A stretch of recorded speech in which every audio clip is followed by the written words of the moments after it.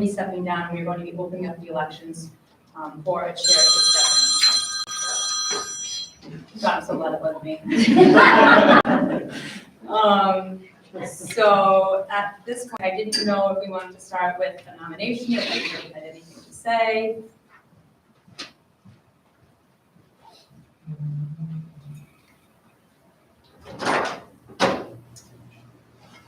Maybe, can we do this before we're not, can we just explain what the role is? I think that's a great idea. All right. So I'm just gonna give some quick little descriptives. So, so that people understand that the chair of the school committee is not an individual who has absolute power, right? And then we're one committee. So we're always going to be considered as a group, as one. So when we're thinking about who to put in the role, understand that this person doesn't have ultimate power over really anything, because we always have to come to the table and discuss things as a group, right? Some phrases that I thought were great was first among equals, servant of the assembly, the description of board chair describes the job of the chair as one that requires skilled handling of the process and ability to lead the group fairly but firmly, to confront and even welcome diversity and to adhere to agreed upon rules for board conduct. We need to keep in mind that our overarching mission for the school committee is to have this continuous improvement in student achievement, and selecting a chair is, whomever we select, is just going to help guide that process. Okay. And there's a bunch of more things to consider, but the chair has to keep the committee organized, right, around monitoring progress and routine tasks by working with the superintendent. He or she will have to attend meetings with town officials, so we'll be representing the committee there as well. Let's see, something. A chair helps members develop skills and knowledge they need by mentoring new members. The chair has a responsibility for making sure that information flows to the appropriate party between meetings. I guess what I think we should just take from this is just to understand that we are all equal on this committee, and that the chair has a lot of added extra responsibilities that take, as Lori has said, to a tremendous amount of time and energy and effort. And if it's not something that somebody can do, then I don't think we should nominate anyone that they really can't put the effort into the district. We really need somebody to serve here that can put in this time. I know as a school committee member, to prepare for a meeting, it's hours of work. And to do that as a chair, Lori certainly knows this. It's a lot more. So I just ask if whoever does want to nominate themselves and be nominated, that you really consider how much time this is going to take to do. And I cannot give that time. So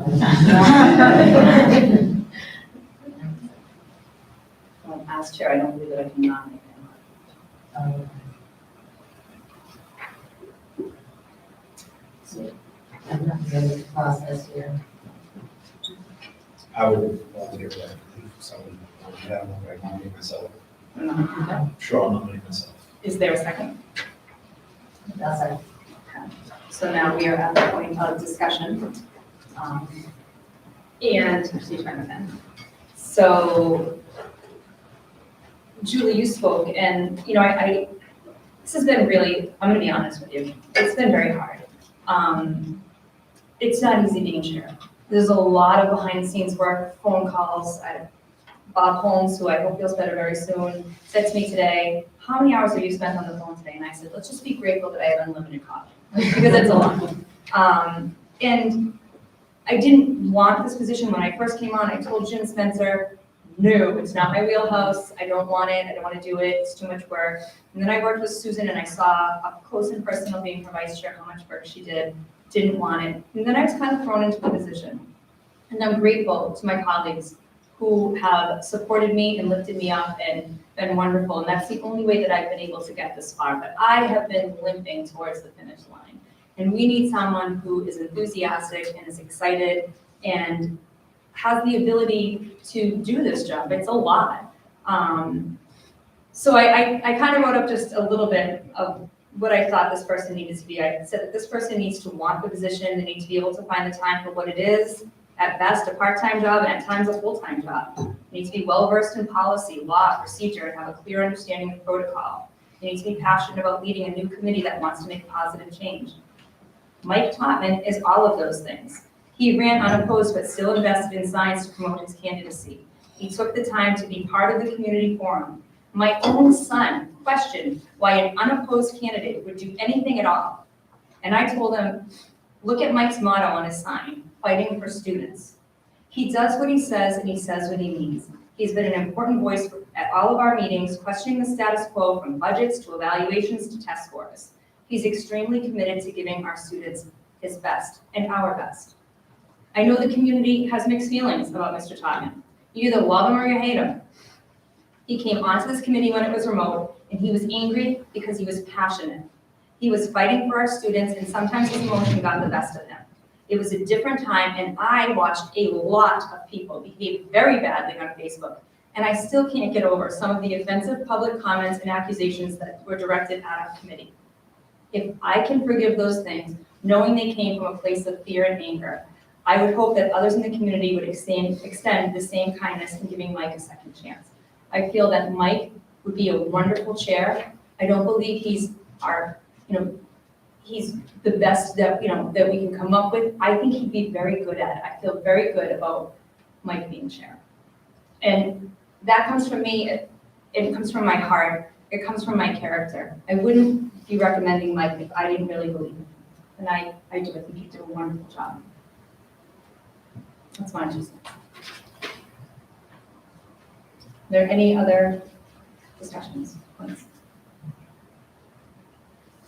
I appreciate your sharing, Julie, the part about the role of the chair.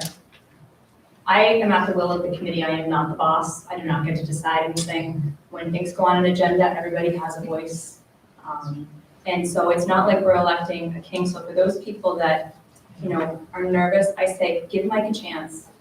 I'm so grateful that I was given a chance. Anybody could have said, she doesn't have a backbone, she's a worker bee, she's not a leader. I could have told you all those things. But I stepped up and I did what I didn't think I could do. And I think Mike's gonna do a great job if he's voted in his chair.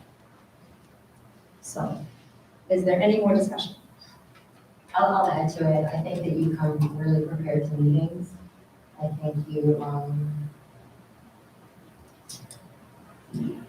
gonna sit and talk about the elephant in the room, those meetings that, you were emotionally charged and, things are said a certain way and body language is perceived a certain way. As chair, we then, as a committee, if you were elected chair, we now have that responsibility too, that you would have to fulfill the role of the chair. And if you weren't, then we would have to have that discussion.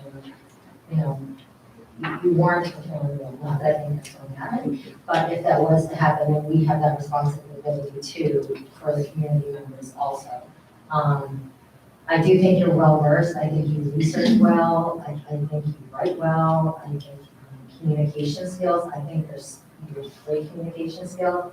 When there is a difference of opinions, I think there is that emotional piece for you to do the same thing where you're emotionally charged, and that's a human thing, right? But we're going to help as a committee. We will all work together, to make sure that we're being respectful of each other. That falls into our procedures. I would agree. I think you're going to do a great job as chair. You have to really win sometimes. All right, if there's no more discussion, then I suppose that we are at the vote. So we had the motion, the second. So I will say all in favor of Mike as chair. Say aye. Aye. Great. Opposed? No. Abstain, okay. So we have 3 ayes, a no, and an abstain. So it passes. Mike, welcome as chair. Excellent. Do you want to take over for the rest of this, or do you want Sure. Yeah. From here, you're gonna switch up. to? I'll consider it. Oh, no, you get the special. Do you want-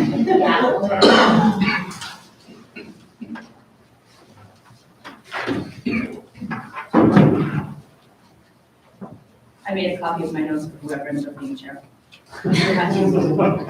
Cheat sheets, they're like quick notes version. I get the electronic.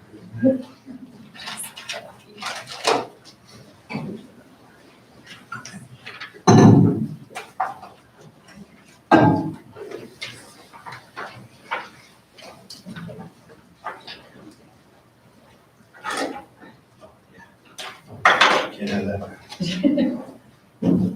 That's cool. All right. So before we continue, I do just want to say one quick thing. Although leave any long speeches for later on, but thank you everybody. I did write something just in a chance here. Basically, what I want to say is congratulations to the voters in Berlin and Boylston, as you did come up with huge numbers to vote in the first ever Berlin-Boylston Regional School District election. I don't know if everybody's completely aware, but I believe technically until Tuesday, it was still the transitional committee from 2019 when it was really regionalized. So this was the actual first election of the actual school committee, the real full school committee. So this is here now. It wouldn't have happened. It was in no small part due to Adam Wilbur's diligent efforts as a district clerk to make sure everything was filed with the state to get that election to happen. So thank you, Adam, who's over there. I'm sure the committee will love to hear feedback from the election, from the community about the election process going forward, as it was the first time that our 2 towns have held this election in this format. So if anybody in the community wants to provide feedback to us, please let us know. I did speak to the Berlin Town Clerk today about just a small little issue from election day. Someone put some campaign material inside the polling location. We don't know that's illegal, so she's looking at that. So she wants to let everybody know about that. But now we've got some work to do, so let's get some work done. We need a vice chair and a clerk. So everybody, vice chair. Sure, yeah. Nominate Megan for vice chair. Give me a second. Yeah, I'll second. Okay, discussion. I think it's a good idea to have a chair and vice chair, one of the people from the town. Do you want the nomination, Megan? Yes, sure. I would be happy to. All right, any other discussion?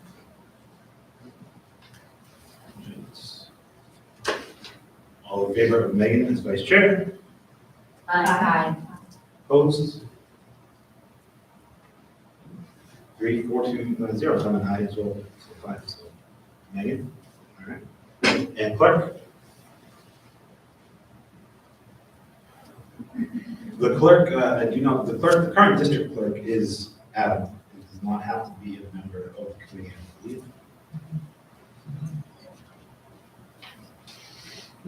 What is the role of the clerk? Jumping the line, I'm sorry. Make sure the election happens, number 1. That's what we've done, that's all we've done. The clerk has 2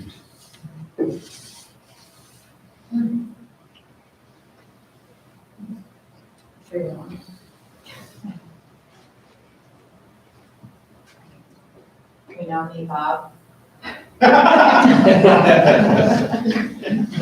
We could nominate Bob. No, it's like, All right. Lori is interested. Yeah. I'll nominate Laurie Hart. All in favor of Lori? Any discussion on Lori? In favor of Lori? Aye. Aye as well, so that's just like you. Lori is the clerk. Appointment of assistant treasurer, I can appoint Megan. You accept? I accept. All right, in favor of Megan? Aye. Aye. All right. At this time, I'd like to open up the floor to public comments. Any public comments? I have one. Okay. Adam Over, 77 Codere Road, Boylston, Mass. I've asked for a recount, I'm just kidding. So I have three things on today's agenda I wanted to comment on.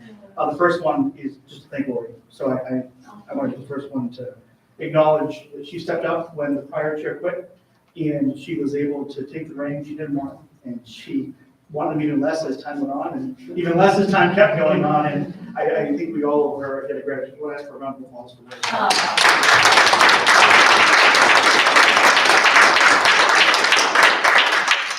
Second thing I want to comment on today's agenda is the district improvement plan. So a lot of work has gone into this. I want to acknowledge Tara Costello, Superintendent Zangi, members of the Student Success Subcommittee, the Budget and Finance, Budget and Facilities Subcommittee, for the work that's gone into this. I think we're going to see tonight a plan that really drives our district forward. It's aggressive.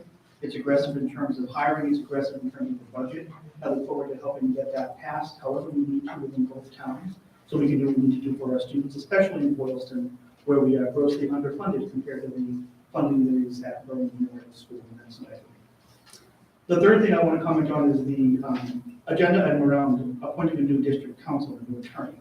So Lori and I have had the opportunity to work pretty closely with Mark O'Connell since they were appointed to assist us with the negotiation of Carol's contract. And there's a number of reasons why I advocated for and would strongly support the switch to Mark O'Connell. One of them is the fact that they're local, whereas our current attorney is based in East Long Meadow. So Kim Rozak, who would be the primary counsel for the district, is a Boylston resident.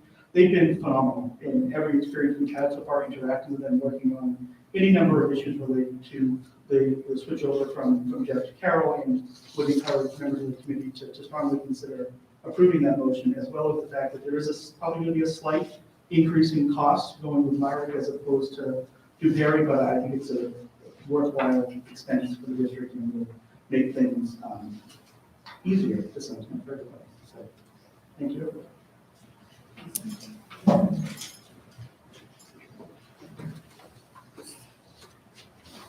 No other public comment? Has anyone received communications they'd like to share? So Mr. Holmes did receive a communication from Mrs. Kyle Burns, and while Mr. Holmes is not here tonight to address it, he did want her to know that he is working on it. Any others? All right.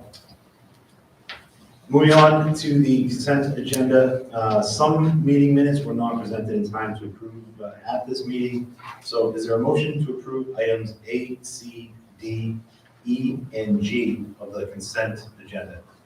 So I'll second. Any discussion? In favor? Aye. Jess? I'm gonna abstain. All right. Aye. As well, passes.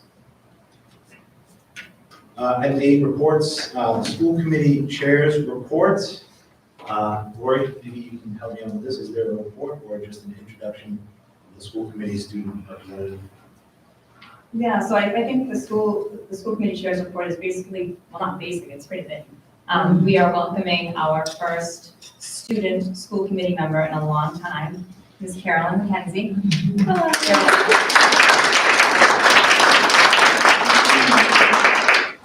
Caroline is a senior at Tohoto, and she has volunteered to, or has been chosen to come to our committee meetings and talk to us about what the students are up to and things of that nature. So welcome, Caroline.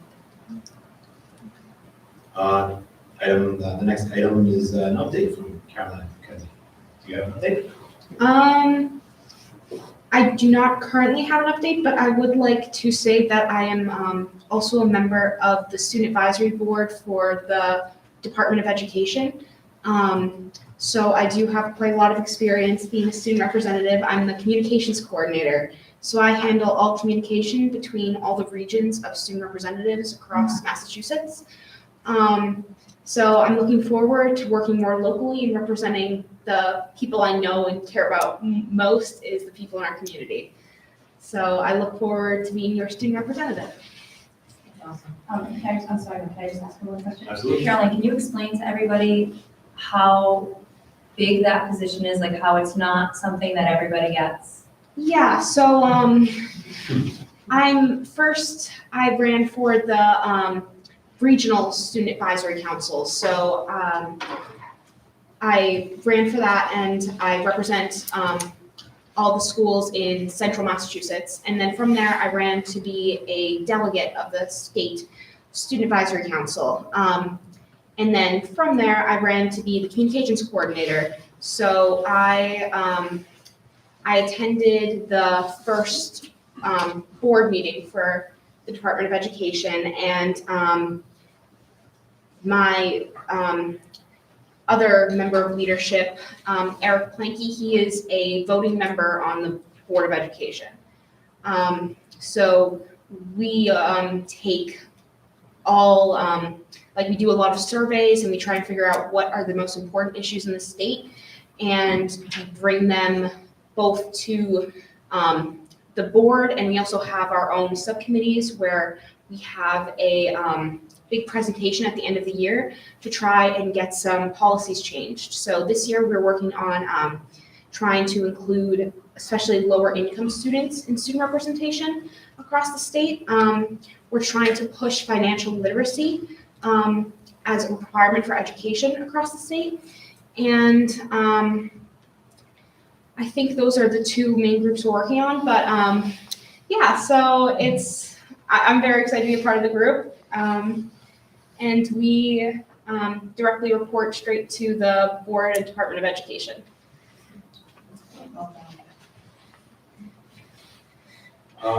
There's an item on here where if you have any the meeting schedule.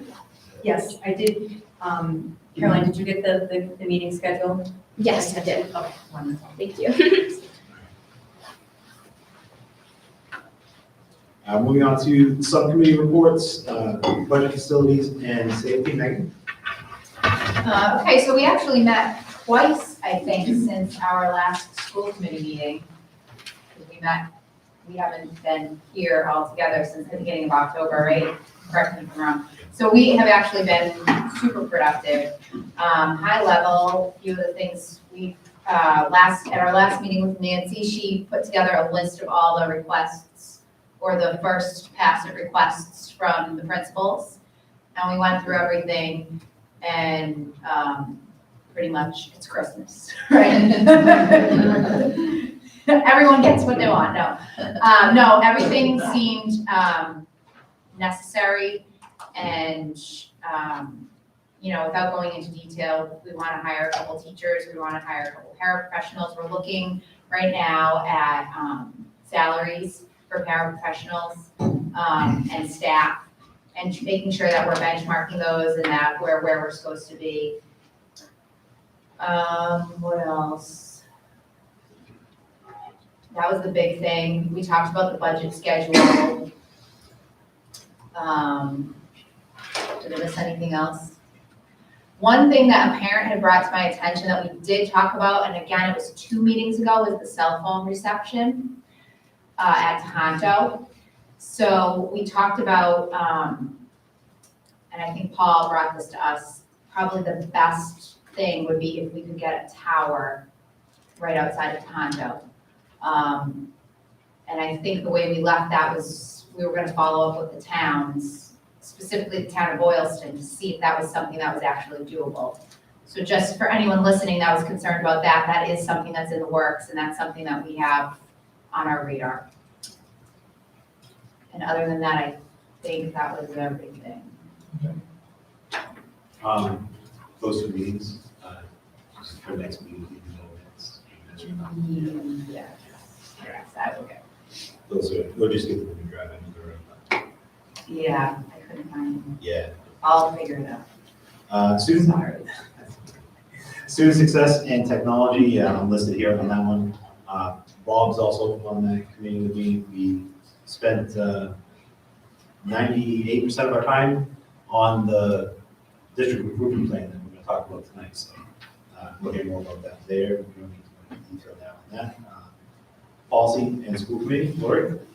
Yeah, so we met on, let's see, October 7th.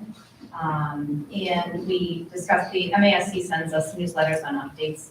The biggest updates that we had were, they updated federal law that resulted in the acts of 2022, chapter 17 being created, which is the addition of new protected classes and traits historically associated with race. So we went through, and there's several policies here: student discipline, student dress, things along those lines. Most of the changes had to do with that. One of the biggest changes was that they took parent and made it parent/guardian, which I thought was crazy. We're 2022 and that hasn't been done yet. So those are all first reads tonight. And what I did this time around, we kept with the idea at our meeting. It's very hard to look at an old policy and a new policy and decide where the changes are and decide if you like the changes, if you want to keep them. So for everybody that takes a look at them, you'll note that anything that is in red is an addition, anything that's in black was already there, and then the purple is what they want to take out. So they were a little bit meaty, yeah. And we're gonna be we're looking ahead to working on some more school committee goals and other policies. Go off them. Yeah. And, Yes. I don't know, is this the right time, but the updated policy of JIC, which is the student discipline, Yes. there was a fair amount of purple text to be deleted that was circumstances around suspension. I was curious, it didn't appear to be stuck back in anywhere, but then there's also mention of principals' agreements to be signed without that. I didn't know if there's any historical context to that. Like, it seemed to make it more gray of what constitutes a suspension or expulsion.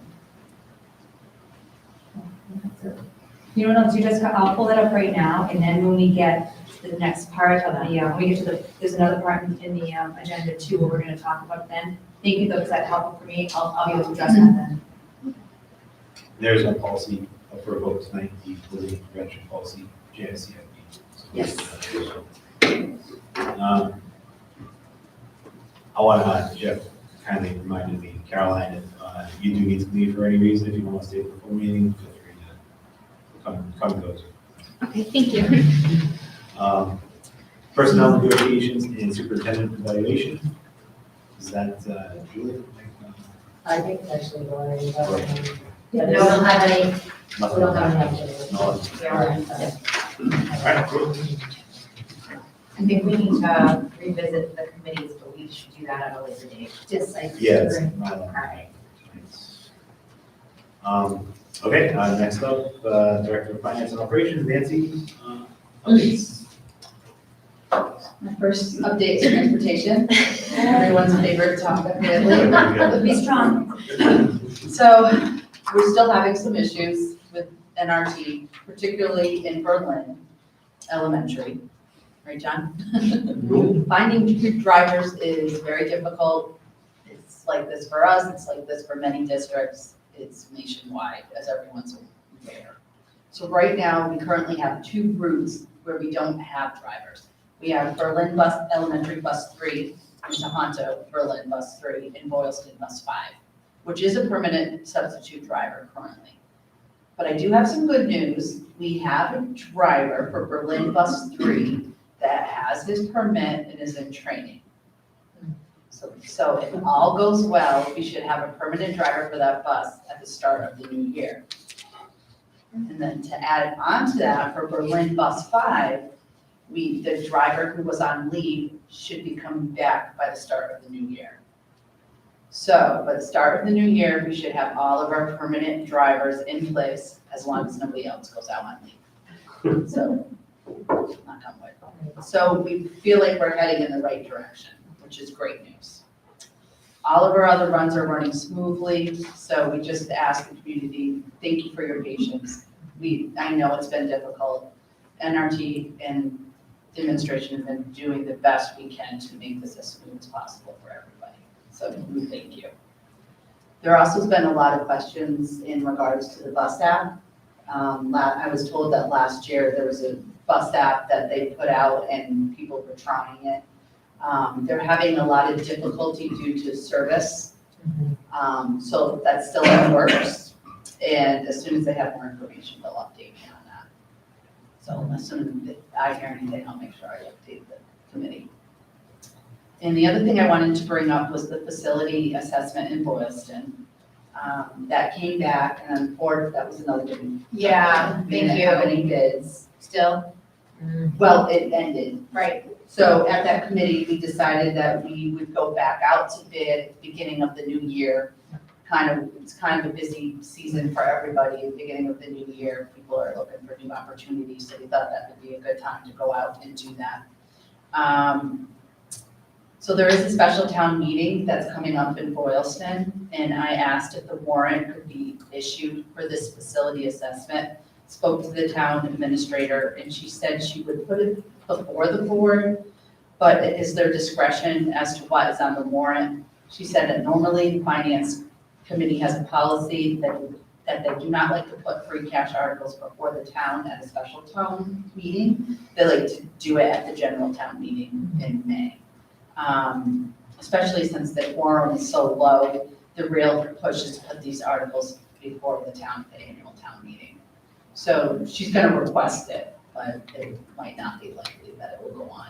so Nancy, I don't want to interrupt, but I do Yeah. have a little bit of an update. I actually attended the select board meeting last night. It was last night, right?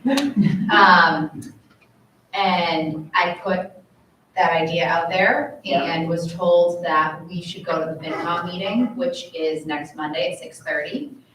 Unfortunately, I will not be able to attend that meeting. I will be on an airplane on my way to Florida. Yeah. For fun to see family.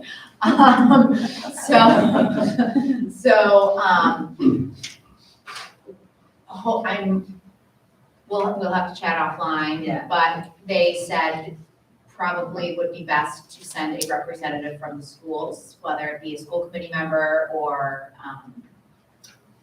somebody in central office. But that would be the way to get this on the warrant, would be to present it in person. Okay, So, good, okay, we'll talk about that. yes, Okay. sorry, I should have brought that up in my update. When is the The other thing that I wanted to, sorry. No, when is the warrant, what's the timeline? When is the special town meeting warrant? I don't know when the meeting actually is, but I think the time for it to put on the warrant has passed. We had it submitted by Monday. So that's why I submitted it at the select board meeting. Yeah. It's on there, so we just have to go to FinCom. They pretty much said it's on there, but FinCom has to approve it. Yeah. So the special town meeting is gonna be, it was supposed to be, I think, December 6th, and they pushed it to the 13th, or was it the 5th, and it was supposed to be the 12th? But it's gonna be the second week in December. Okay. So it'll be one of those, I can't remember if it was the 12th or the 13th, Okay. but it was supposed to be that first week. The other thing I also wanted to mention is I applied for a grant through Maya and for $10,000 for the Boylston facility assessment, and we actually won that grant. So we do have $10,000 towards the assessment. Thank you, Nancy. That's awesome. Thank you. So can I ask you a question? How many times would you put it out to bid before there's a new? So we get a. We get a bid. I mean, we can. There's no way to break them up. Huh? You can't break it up. Like you would do to get it under, so you can just have somebody do it rather than put it out to bid. Well, it goes by a dollar amount. Right. So Right, instead of so, 30, break it to 10, and then you're under that threshold, and then you didn't have to put it out to bid. yeah, you can't, that's really. You can't You can't really do that. Yeah. Because how would you break it? I don't know. Someone do I don't know if you wanted to just do like the roof. Yeah, that's what I You would mean. assess that on the roof. and then- Right. Right. I don't know, you would probably know. Yeah, I mean. I mean, if we get nobody to bid. But isn't it like a full school assessment so they can This is a prioritize? full building assessment. Yeah, it's, So, maybe might be the full we would have to- assessment. No, I know, I'm just saying, is there Right, a phase 2 if nobody bids on I don't think we Okay, we're gonna, thought about that, Yeah. but that's a good thought, that's something to think about. What are the main things that we yeah, the really main want to things. have looked at? We know the roof is. Right, one of them. right. Thank you. Are we sure? Sorry, one more. Are we sure it's gonna be $34,000? No, We are not sure. That's our estimate. Yeah. And we discussed about actually taking the dollar amount off of it for the next bid. Or upping it a little bit. But we will need a dollar amount when we go in to ask FinCom. Yes. Yes. So the amount I had said was 34,000. Which with the $10,000 grant, and if we decide to up it, you might want to up it by 10 and then cover. Okay. Look at it, you know. All right. We got the 10 for Maya, Okay. so that. Sorry, it's last minute last night, Nancy. Thanks, Mary. Like, so Dan just said, actually, and maybe I'll let Dan talk. Why don't you go ahead? So yesterday, I brought in Broskin to do an assessment on the roof itself, where the problems are, with leaks. For the most part, they said the roof is fine. They asked them areas and questions, which they'll meet with me on Friday morning to go over the areas of questions and how to get those repaired.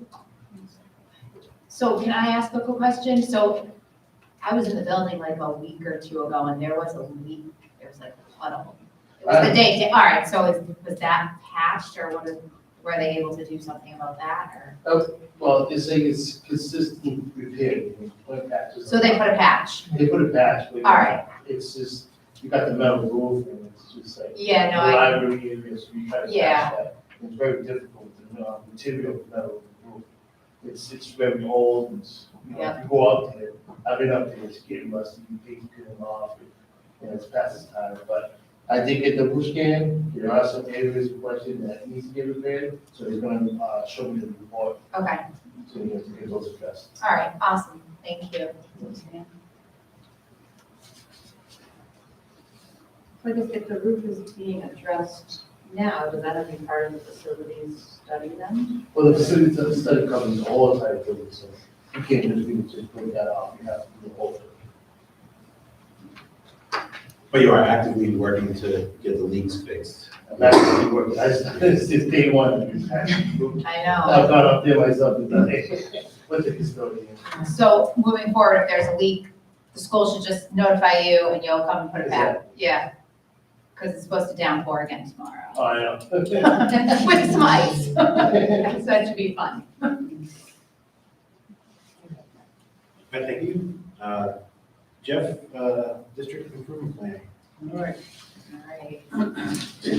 I almost lost track of things when I was was in the building inspecting the school. So today we're here to look at the district improvement plan. I want to give you some history on this.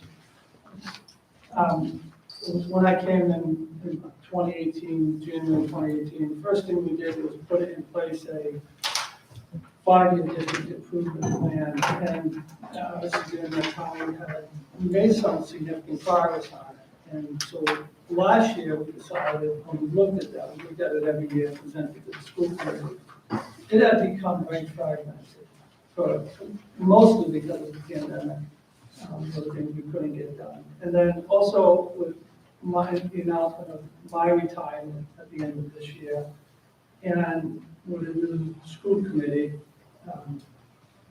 we thought it would be a good idea to take the 5-year district improvement plan, take some of the things that were left over that we really thought were worthwhile, and then incorporate those into a 3-year transitional district improvement plan that the new school committee could own, and that also the new incoming superintendent can own. Unfortunately, the incoming superintendent is already here, so Carol has really done a great job of taking the lead on this, and that's been good for me. So it's also the first district improvement plan. It didn't happen on the last one that the school committee has had had a lot of input. So if you see something doesn't make sense, they probably did. No, just kidding. We welcome their input, and so. We asked them, they're our partners, we asked them to take ownership in it also, so, and they certainly did. The other thing I want to talk about here before I turn it over is The biggest cost we always have in the district, besides a new roof or something big like that, is personnel. Salary is always the biggest item on the budget. This plan is heavy in personnel. And there really is a reason for this. And so you often hear there's a shortage of teachers. And there's a shortage of teachers, it's true. You have to ask yourself, why is that happening? And there's a shortage of educators. Well, there's a couple of reasons. The minor reason is that a lot of little goats like myself decided to retire early. And teachers in the classroom who were in the classroom during COVID decided they're not going to do the extra year or two. But the real reason is the shortage of teachers is because early on in the pandemic, the people believe, the assessment companies believe that the way to dig our way out of this, to get our students back, was to bring them when they came back to school, to do some assessments to see where they stood, and then fill the gap. But that was when we thought we'd be out for 2 months, 3 months. That's changed. And the thinking on how we're going to get our students back to where they should be nationally has changed. The thought now is that we have to invest in personnel, especially in support people to help our teachers, to help our students. That's the real reason. We're not producing less teachers. We're producing just as many teachers as we produced before. We've also seen a lot of movement in teachers. I've heard before, well, what's going on there? We're seeing, like this, we're losing a lot of teachers. I have to remind you that many of the teachers we hired, the vast majority, came from someplace. So everybody, it's like a musical chairs right now. So there is a shortage of teachers because everybody's trying to add additional staff. And they're all willing to make the investment. So we know this is heavy in personnel. And so we hope our towns, we believe they will accept that idea and be willing to make the investment in more personnel and in turn make investment in our students. So with that, I'm going to turn this over to Carol, who, as I said, had led this whole transition plan. So Carol? Thank you. Berlin-Boylston Regional School District, we're celebrating our 4th year as one united school district. 4 years, that's relatively young. We've been around a long time, but 4 years all together, one district. We have plenty of potential to change in very positive ways, yet we still are experiencing some growing pains. It isn't easy to blend 3 separate schools, separate cultures, and 2 towns together into one vision for the future. However, that's what we plan to do in the purpose of this district improvement plan. By working with a single vision in mind, we create a stronger, more responsive, and more united school district. Collectively and constantly, we ask ourselves these essential questions. Who are we? What do we want for our future, for our children? And why is it important, this work that we're doing? Our district improvement plan outlines both the needs in all of our schools and at each of our levels from elementary to middle high school. We want to be able to give our students an educational experience that broadens their knowledge and prepares them for their future, including college and careers, and also including the trades. We want to be able to create engaging learning environments open to exploration, critical thinking, and problem solving. We want to ensure that our schools are physically, emotionally, and socially safe spaces to learn and grow as individuals and within this microcosm of the larger society. And finally, we want to welcome new families who have chosen to live in our 2 communities and carry on the roles and responsibilities of good citizenship and stewardship of our land, as others who have lived here for generations and their families have done. Tonight, we're going to be looking at 4 objectives, major objectives in this district improvement plan. The first is personnel. The second is teaching and learning, technology, and then finance and budget. As we go through each of the sections, I'll introduce that section by going further into the full objective of each of those areas.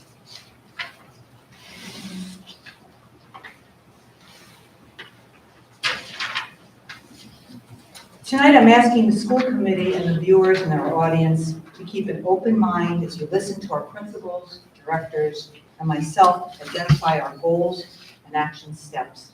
I want to take a moment to introduce the team here that will be presenting this evening. Janelle Fitzpatrick, Dan Ayala, Nancy Koniski, Kara Ford, Sally Stuckles, John Marie Ailes, Paul Mara, of course, over on the computer here helping me out, John Campbell. Each of these individuals is not just an administrator in our district, but they have invested their time and their hearts into looking at this plan with me, with Jeff, and going over it and carefully thinking about what they want to tell you tonight about why each one of these objectives and what's in them, that content, that important content, is important to all of us. I hope you will consider,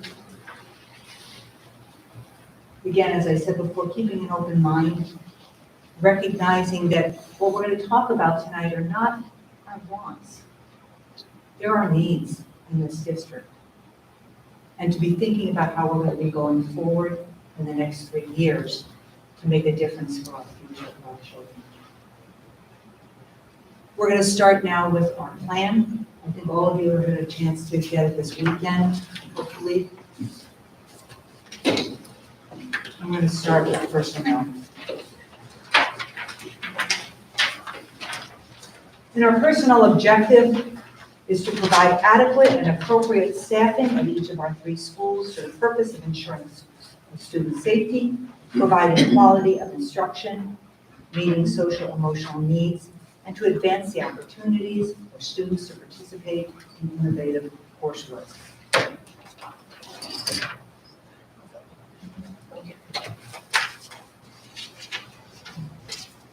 Dawn Marie? So I am here to speak about personnel and its impact on Berlin and Boylston. And many of the items that we have listed in this school, the district improvement plan are allocated to different areas that we feel that staff would be increased, could be decreased, and helpful. So the first area, we talk about kindergarten classrooms and adding aides, paraprofessionals to kindergarten classes. This is crucial for us at that early education level. We need to be able to be in an engaging learning environment, and Carol talked about that earlier. In order to do that, we have to have enough staffing because those small children, 5-year-olds, need more people to be able to manage them in those learning environments. Additionally, there are classroom teachers that we have listed. This is a little bit different for both Berlin and for where we are in Boylston. In Boylston, we are asking for 2 classroom teachers. And I want to just speak to this for a moment, that one of the things that we've had happen in Boylston is that fluctuating class size, and our teachers move from one grade level to another. And what that does is it provides some inconsistencies for educators to become experts on the subject area and the curriculum. So one way that we can add rigor to what we do with students each day in the curriculum is to have the additional staff so that we can provide 3 grade level classrooms per grade, 3 teachers per grade, and that adds to consistency. It adds to that ability to have rigor in the curriculum, and teachers become experts at the grade level that they're teaching rather than having to flop back and forth, which is really difficult to do. Additionally, at BES and BMS, we have on here adjustment counselors. We also heard Carol speak to the social emotional aspect of what we do every single day in the elementary school. And so that additional person would be someone who can support those needs of our students. And as you would anticipate, that has increased significantly through COVID. We also have health teacher at BES and at BMS, and that provides necessary education to our students regarding those social emotional needs, but also physical needs and just the overall health of our students, and educating them so that when they move on to Conta, they have all of those things, a base for all the things that they learn now. The last part is an additional general aid for BES. BES has seen an increase, a 12% increase in students over the last year. And in that comes more kids equals some more things to tackle. And so we have on here a general recess and lunch aid because we think that it's very important to appropriately supervise all of the students in those environments, in the cafeteria and outside at recess, and that would be able to be taken care of by that additional 0.6 position. Are there any questions? You have budget for one paraprofessional BES at one, it's the 1.4, the 1.42. Is that, will that make one paraprofessional in each class? Or So that particular line, that's a great question, thank you. The particular line there is to support special education students. So we have special education students currently supported. We have 15 paraprofessionals at BES right now. And so that would be an additional paraprofessional. to cover like IEPs and those. Correct. Yep.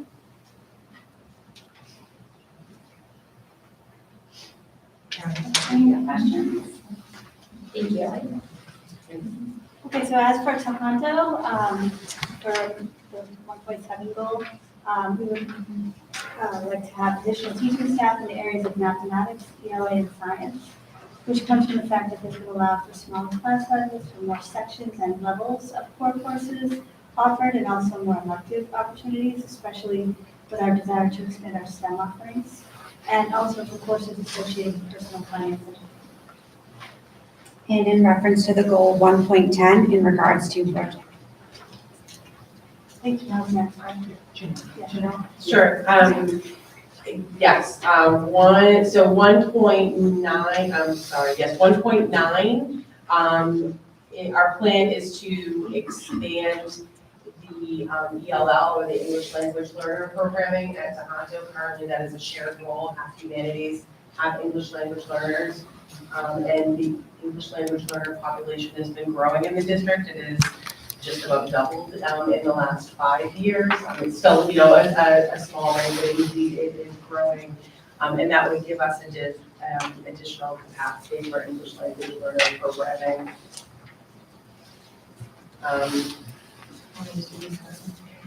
In the district, it's about 27.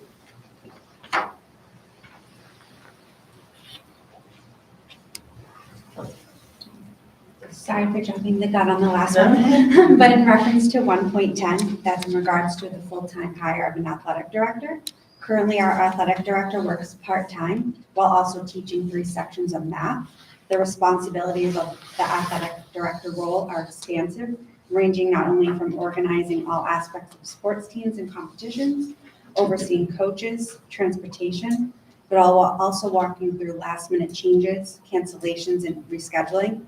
This requires immediate ability to communicate important information out quickly.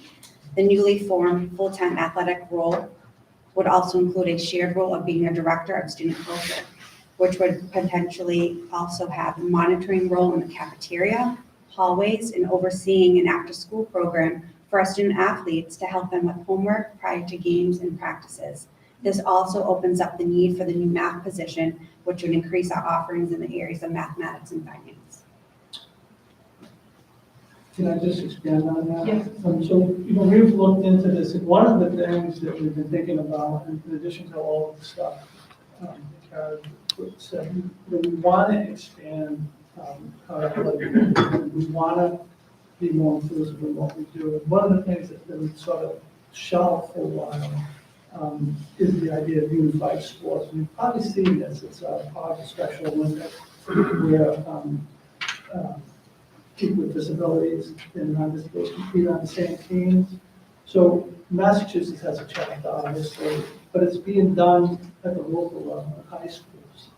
And so we want to become part of that. And, you know, one thing, I think Mr. Carl will be here next month to talk about that.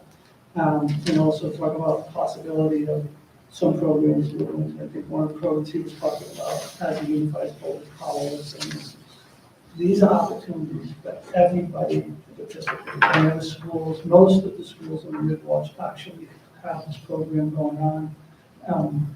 And they have almost 100% participation in the schools. So, you know, when we talk about being inclusive and getting everybody involved, many times students with disabilities don't get those opportunities. And so we need to provide that stuff. It's important. We can't talk about equity, we can't talk about any of that stuff.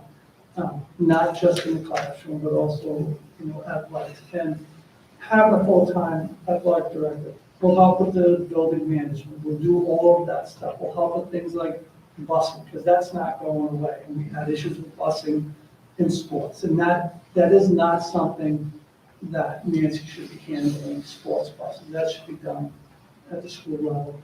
But also expanding that program. So we'll give, you know, a presentation on that next month. I'm going to ask you to take a vote on some things. Hopefully support us on it. But the bigger picture is this full-time athletic director. So just so you know the direction we're going. Thank you. I have a question. In terms of the job description, is athletic training part of that? That's something I think Mr. Arlene hasn't had. That's a really good question, and I think we would have to make some considerations on that, because I think there are probably a lot of students as well as staff probably interested in something of that nature. Or even if it wasn't maybe like a stipend to undergo that training or something. The next section calls for budgeting and hiring of an additional assistant principal. As you know, we currently have 2 administrators in charge, 532 students, and approximately 8 staff. The ability to add another assistant principal would allow for us to have one for the middle school and one for the high school. And this would allow us to have the ability to expand on several programs that we're interested in starting, or initiating, or expanding, such as Portrait of a Graduate, PBIS, advisory programs, and SEL curriculum. And this would allow us to do that also at each developmental level. It also would help us with expediting the amount of time it takes to investigate disciplinary issues and help us to reach resolutions faster. And between that new AD, student culture director, and an additional assistant principal, that would also increase the monitoring of hallways, bathrooms, and the cafeteria to more effectively contribute to greater safety in the building.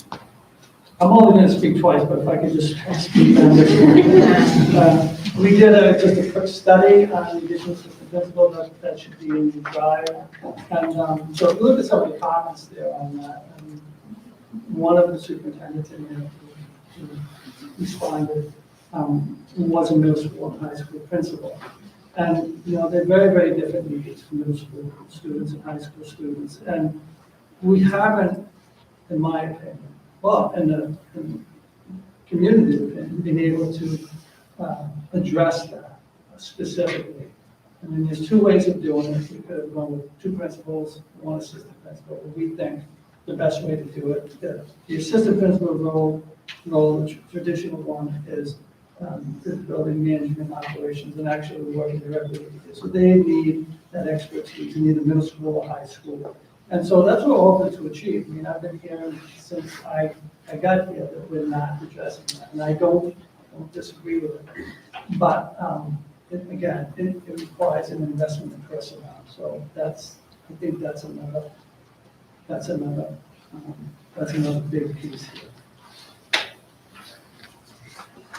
Okay, I'm going to actually back up a little bit. I realized that we missed 1.8, which is our need and our plan to add an additional special education teacher to the Tohoto staff. The student population is in need of an additional special education teacher at this point to meet the significant social, emotional, and developmental needs that we're seeing between 6th and 12th grade at this point. And then I will go ahead to the Family Success Partnership, which is abbreviated as FSP. That's a couple of numbers ahead. FSP is something that we actually have in place now. This is a wraparound service for families that we contract with Assabet Valley Collaborative for. It is currently funded through June of this year. We have, I believe it's 10, they refer to them as slots for families, and they help connect families in need with services in the community. Sometimes, I think we can all probably relate, things happen quickly in families, and it can be difficult to access and secure the resources that might be needed. And so this is a service that connects with the family and wraps around and supports them with a variety of community resources. It is our plan to continue that so that we can continue those slots. Those 10 families are currently receiving those services, and otherwise they would be discontinued in June. The next item is the district float nurse. In order to adequately meet the health and the safety needs of the children in our district, our plan is to continue the presence of a float nurse for two primary purposes. The first is for the stability of our nursing staff. Out of approximately 8 out of the last 12 months, we've actually been relying on the float nurse to serve as a long-term substitute for the school nurse. Because we've had difficulty keeping some nurses in some of those slots. And frankly, the landscape of the health offices has changed significantly since COVID. The second primary purpose of adding the district float nurse as a permanent position is really to ensure that we have equitable access to all of like the after-school programs, the sports, the field trips, et cetera. As our student community becomes more medically complex, a nurse on staff is required for them to be able to access and attend those types of events. I believe I have the next items as well. Our plan is to add a second BCBA to the district. BCBA stands for Board Certified Behavior Analyst. We've had one BCBA in the district for some time, and up until about COVID, that was adequate. Coming out of COVID, the needs to support students, teachers, and families of children with unsafe and challenging behavior has increased significantly. BCBAs provide a lot of training to, not only do they provide direct service to students, but they provide a lot of training to staff and families. And at this point, in order to support students appropriately and to remain compliant, we do need to add an additional BCBA at this point. Occupational therapist, OT for short. The district has a long history of having one OT in the district. And the needs for an additional OT has slowly increased over time. Coming out of COVID, that increased again a bit. We've been offsetting that with some contracted services through Assabet Valley Collaborative. And we are at the point where we really need to add a second occupational therapist to our own staff to continue to meet the needs of our students in the district. They work on a variety of skills with students, ranging from academics to self-regulation, which is behavior that we can see in the classroom, self-care, work skills, a good deal of items. I believe that those were my items. Paul? The last one on page 11, 1.129 is a request for an additional full-time technology technician. Currently, we're covering 4 buildings with 3 people. This would allow us to basically have a technology staff person on site in each building, at least on an average basis. There are times when we still get pulled into having to work together on projects, but for the most part, it would cut down the need for users to wait for someone to arrive on site. And again, it happens very often where a problem is immediate when you're in the classroom, and if you have to wait 20 minutes, 30 minutes, 2 hours for a tech to arrive, it disrupts the classroom. So we're at the point now where, because we're one-to-one, we're talking about supporting 1,300 users and upwards of 4,000 devices that we're supporting. And so the need for that additional staff portion is definitely here and now. Our second objective, teaching and learning. To guarantee that each child in our district pre-K through 12 is provided with an equitable opportunity to access their education regardless of race, culture, disabilities, gender, or socioeconomic level. We want to do this by ensuring the curriculum meets the needs of all learners, ensure that teaching staff is supported by providing them with professional development opportunities, resources, and training to improve and enhance instructional practices. 3, by building innovative programming that supports the needs of all of our learners. And 4, providing our families with ongoing communication. 5, by reaching out to the community for additional resources that we need to do this work. John? I get the first one in this section. I apologize for the mask on day 9 of COVID. I could hardly wait to move off of the mask. 2.1, ensuring the curriculum needs of all learners.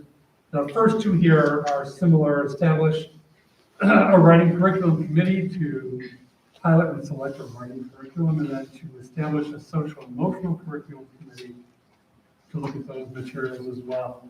There are two versions of the same goal. Over the past 3 years, we've made significant progress in establishing a guaranteed and viable curriculum for our elementary school students. These two items represent a continuation of that important work. We've identified the quality of student writing as an area of need of attention, and we'll be examining the writing curriculum tools which align with our broader language arts curriculum. Our social emotional curriculum is also due for review. We may update, purchase a new one, or somewhere in between. On page 13, I wanted to just highlight a few of the areas that we're focused on in middle school. We're looking at the, in 2.1.7, 8, budgeting for purchasing a social emotional curriculum for the middle school. I know that this was a topic of concern through COVID, and certainly at the middle school, the desire to continue the work that we've been doing in the elementary school and have dedicated time to meet with students. Greg Picarello, who is the middle school guidance counselor, and that who actually was the guidance department was restructured in that way, so Greg now services just the middle school. He and I have been meeting together, working together to select a social emotional curriculum. We've been looking at some. I just sent him several kits from the Caring School Community, which is what we use at the elementary level. We're going to be meeting with the crisis team in December to also talk about the curriculum there. And we also want to try to work on creating a schedule for Greg to get into the classrooms on a more frequent and consistent basis now that he's just working in the 6th grade. So it's a combination of the resource and the time that we're going to be affording Greg to get into those classrooms. And have meaningful conversations, because he'll have a structured program to work with. In 2.1.10, Lisa Sequeira brought this to my attention. She and I have talked about this for quite some time, the idea of bringing in environmental science as one of the chosen courses in our high school level. Higher education is increasing the number of programs available to students now. It's a very hot area for colleges and for careers. Majors including sustainability, environmental engineering, natural resources and conservation, ecology, sustainable agriculture, and environmental studies are on the increase. We want to be able to get our students familiar, knowledgeable about the possibilities for this course growth so they can take them into college. We already have a number of Tohoto graduates who've gone into this field and are working locally in local farms that they've purchased and are doing sustainable farming and that particular field. So I'm very excited for the possibility of bringing that course into Tohoto. In 2.114, want to focus for a moment on the fact that we're always required by DESI to review our curriculum. We don't just purchase it and give it to folks. We do pilots on the purchases or the potential purchases. We usually spend a year on those pilots. One of the things that the teachers do during that time is look through the lens of considering if there are biases in any way in the materials that we're looking at. They actually have charts that they fill out to ensure that we don't see that in the curriculum or possibility of the resources we're purchasing. So in addition to that, though, we want to broaden our students' awareness of other cultures, countries, languages, and races across the world by bringing in more read-alouds, more novels, and making them grow globally and become well-rounded individuals. So we just want to expand their knowledge base about the world around them by bringing in these materials. I also want to bring in, and I keep getting razzed for this, well, I'll wait on this one. John Marie, it's your turn, and then we'll come back to it. Thank you. But, go ahead. So I am going to speak to professional development opportunities. 2.2.1 focuses on literacy and math training, early literacy K-2 and 3 through 5, our new HMH program. This is crucial to what we do as educators. We teach and we learn. And so having something in place where we can continually learn new things and ways to teach our students is extremely important. 2.2.2 talks about tiered systems of support, which is something that we are working on in terms of our IST process and talking about the ways that we can meet student needs where they are and all the different varieties of ways that we can do that, and encouraging teachers to use those in the classroom and then circle back to see if it was effective, circle back out to see if we could try something different, and circle back. So that process is really important, and so there are all sorts of tiers of that, and that is crucial for us to be able to work with teachers outside of the classroom time to be able to have those discussions.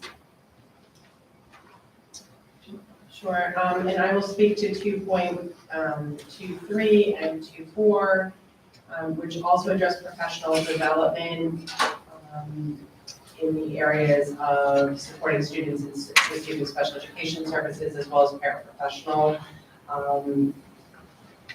professional development. And both of those really, both of those areas, as John Marie spoke about, really increase the expertise level of our staff working with all students. Understanding, the depth of knowledge in terms of, disability, learning styles, instructional strategies, collaboration, being able to increase positive behaviors, and reducing behaviors that interfere with learning.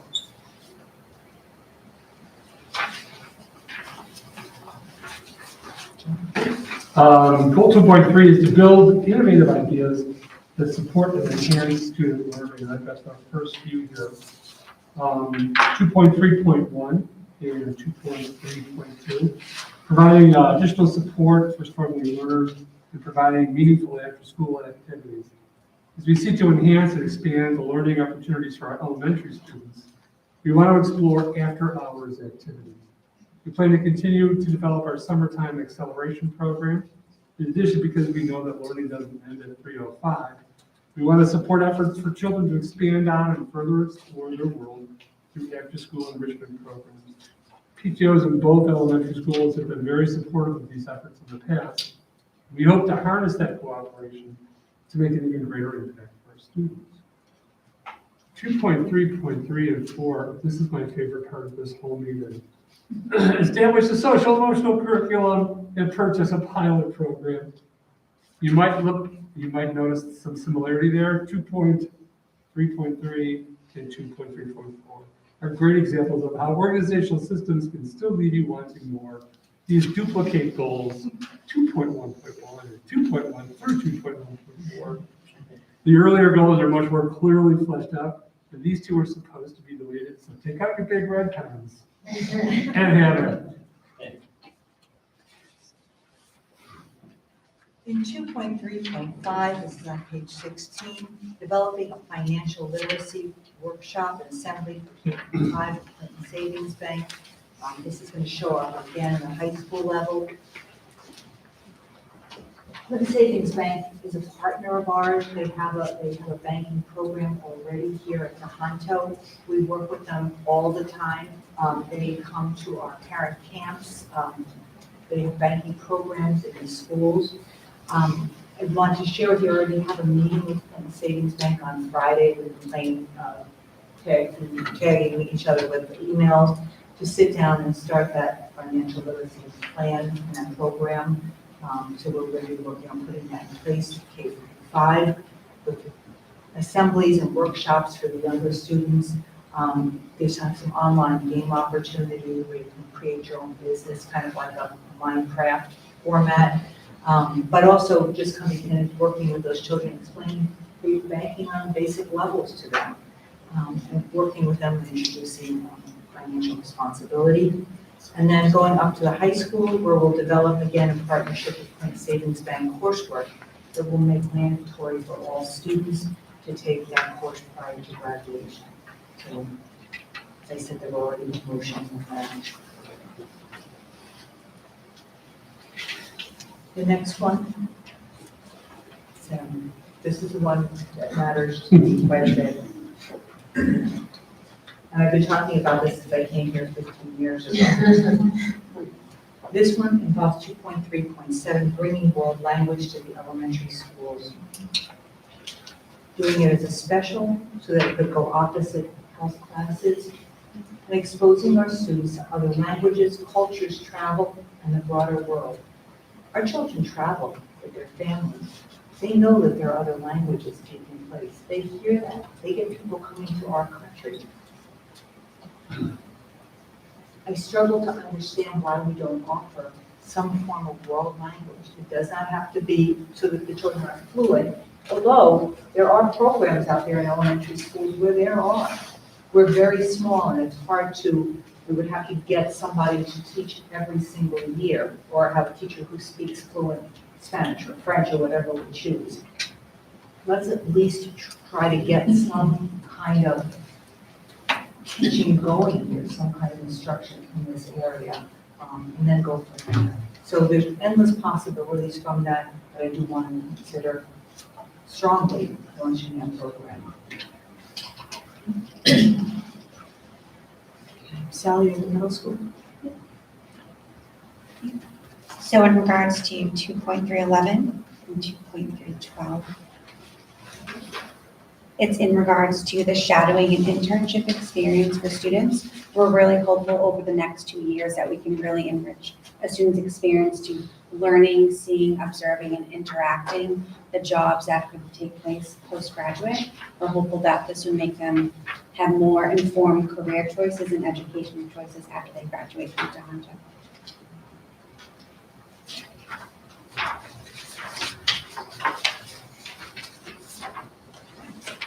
On page 19, 2.3.17, as I shared before with the school committee, we're in the early phases of developing a competency-based education plan built on the model of a portrait of a graduate. And that will impact teaching and learning in transformative ways from K to 12. This will include input from students, staff, parents, school committee, and other stakeholders in our community and our district, and help us define our vision for the future and for our students. This is what I was talking about before, coming together and having a single vision that we have for what we want, what's best for our students in this particular district. Carol, can you jump back to page 18? Can you speak to 2.3.15, 1.6? Sure. I can speak on that. That's awesome, thanks. So the SHIP would provide equity when it comes to more varying types of after-school opportunities for our students. We understand that there's a lot of interest out there, and we want to make sure that the interest needs are met. So whether it's engaging in academic activities, prior to games and practices, they can still find like they're having balance in their life, and we think to promote time management too for our students. Can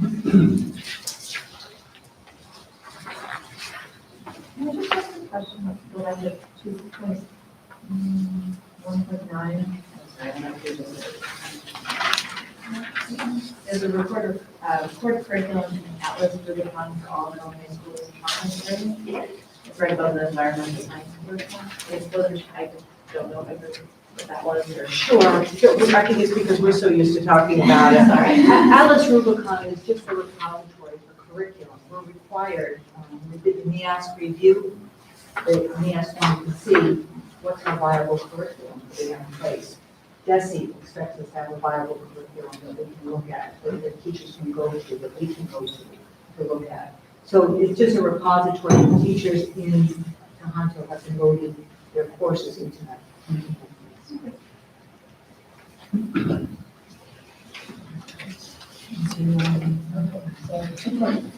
3.18, restructure the lunch menu to expand meals for students with dietary restrictions, allergy-specific food preferences, and to create healthier options for lunch.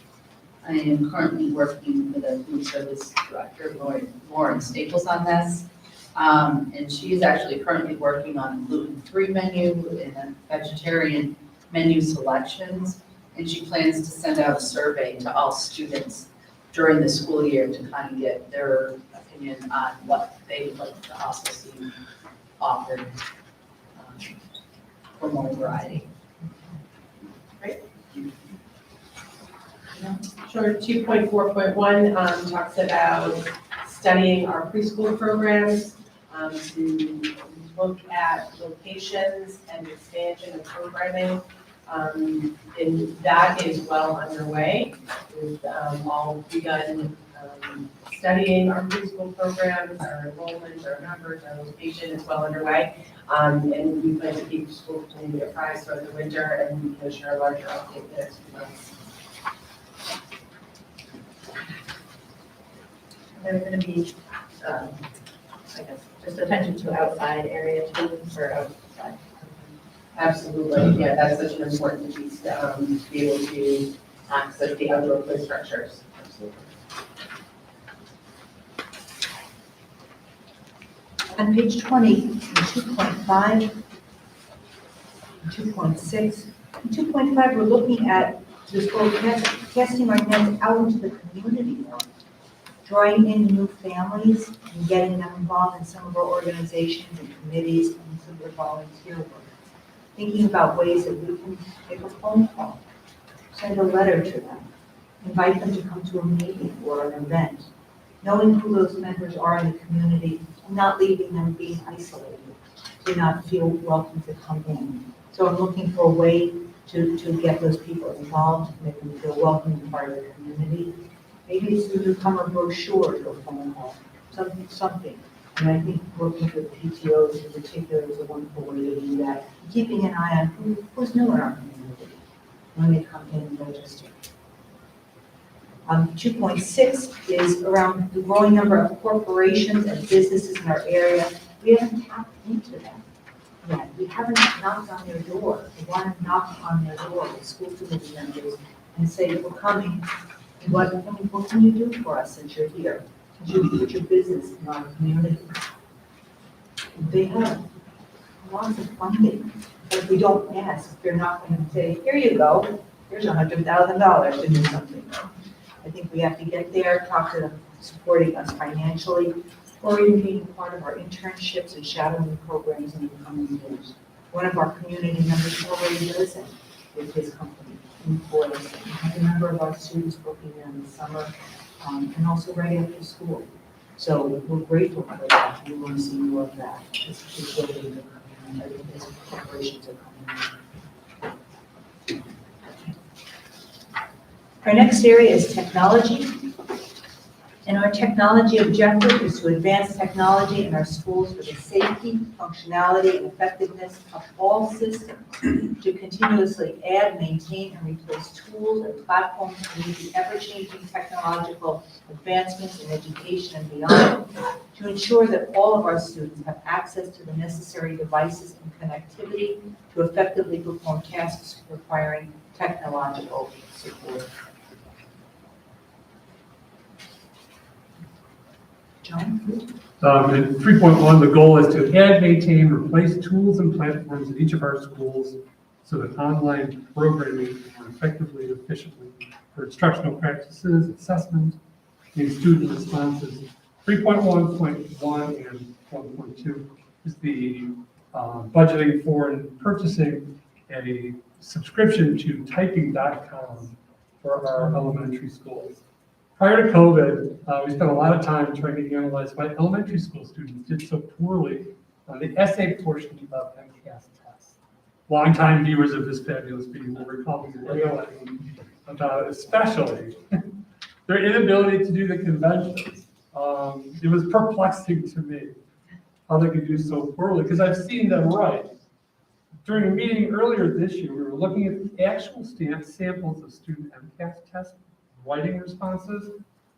And one teacher pointed out what should have probably been obvious to everybody, which is that elementary school students don't have enough keyboarding experience to know how to make capital letters. Right. It was like a duh moment. So we are going to teach them how to effectively use the keyboard with more than one finger. That is our goal. Sally, You think I can come back to that?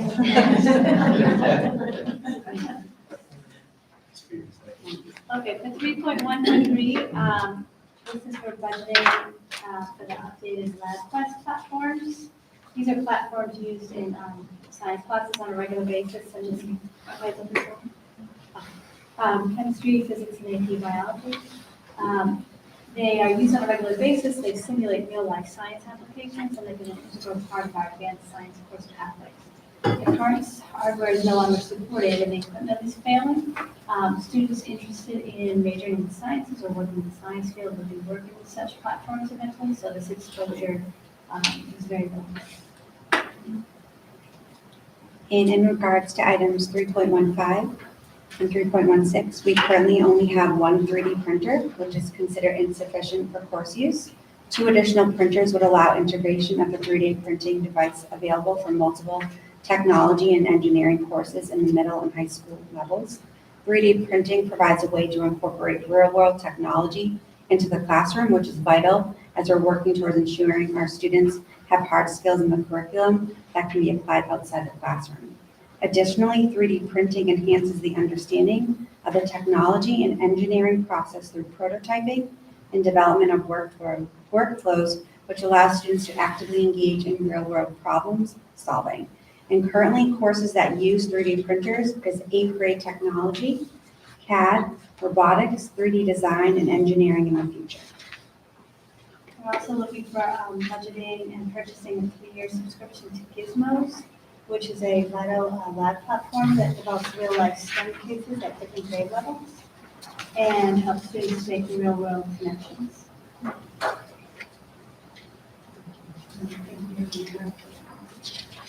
And then for items 3.111 and 3.112, a computer numerical control device would allow communication between computers and the tools we use in our graphic design and 3D courses. So right now, tools in our workshop and 3D classes would be able to communicate to one another to the classroom computers. I want to go back just a moment to 3.19. This is a course that doesn't often get a lot of attention. The initial investment in this course was made through the Fuller Foundation and the grant that was given to them over 5 years ago. The equipment for this program, for this course, is outdated. I spoke with Jeremiah Gallant, he's the department chair. He has 1 segment of middle school music technology and 2 segments of high school music technology. These funds would allow him to upgrade all 18 workstations in his room, which would give the music department a maximum amount of possibly 54 students every year. This also it started in 2015, and since then, 88 7th graders and 92 high school students have taken this course. 14 high schoolers took this course through COVID, which was I found amazing. And of that group that took this particular course, 9 Tohoto graduates thus far have gone on to study in the field of audio production at college. since then. So,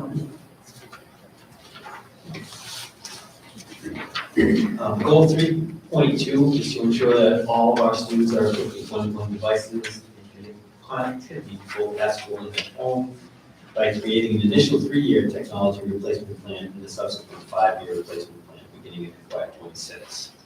So as you see, the items in 3.2, I mean, it's a long list of items, 3.2 through 3.221.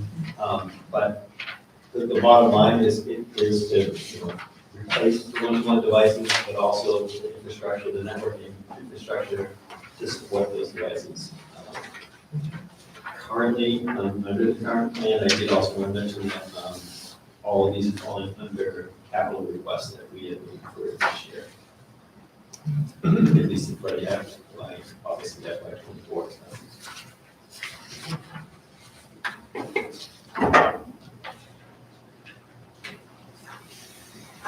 while you're also. Yeah, no, so I also have 3.3. Goal 3.3, technology can serve to create open lines of communication between district staff, students, and families. Most of 3.3 revolves around, again, improving our communication with families and digitizing many of our forms. These upgrades will hopefully make some of that annual form collection easier, as well as making it more efficient. Work to page 29. 3.4.0, increasing social media presence by maintaining school and district Twitter and Instagram accounts by returning responsibility of school website maintenance to the building principals, and district website maintenance to the central office administrators. The team of administrators and I already had a conversation about this, and I mentioned this at the school committee meeting in the past. We don't promote ourselves, and I said that day I was interviewed, the best line I heard was, if we don't tell our stories, somebody else can tell our stories. We do great things here. You heard Caroline talk about the wonderful things she's involved in. I didn't know that about her. I didn't know that. We need to get more involved in promoting these types of things. I've asked the team to already start thinking about how to make better these Twitter accounts. Anything that gets out the word out, those things that are happening. The girls' soccer team is going to our semifinals, right? In the state. Let's get a picture of them. Let's get it out there that that's happening. The item reached out. They are still going. Bless their hearts. They're still plugging away, trying to get hometown news out there. How are we connecting to them? To remind them to take a picture, to come by.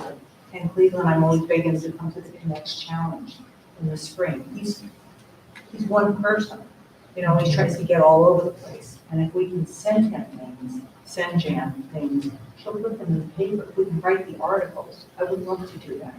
But when I retire, come back and write the articles. Do that. But I can't do that and do this and that right now. Once in a while. I think too, Carol, that's basically the athletic director position too, the full-time and tandem with that, the AD is tweeting about the athletes. To get them exposure for school. Absolutely. The Booster Club is getting info out of the girls and the different teams. Yeah, that's awesome. I mean, that's awesome. Anything to send out that message. 3.5 kind of piggybacks off of that, and there is a slight change in what's going to happen with the plan. Since we originally proposed this, our current website provider, Blackboard, was purchased by one of its competitors, Finalsite. And so we're going to use the opportunity to convert over the summer to Finalsite because it's going to give us a chance to basically test drive Finalsite for free, so to speak. We're not going to have to pay a conversion charge or any setup charges. It will also afford us the opportunity to kind of do a more broad study in terms of looking at how we communicate, effective forms of communication. The website world is going away. And so it's looking at that broader, how are we going to communicate all those wonderful things that we do? People don't think, oh, I'm going to sit down now and look at the website and find out. Nobody does that. And so it's that, it'll afford us the opportunity to see if the final site will fit some of that, but how are we going to communicate going forward and what platform are we going to use?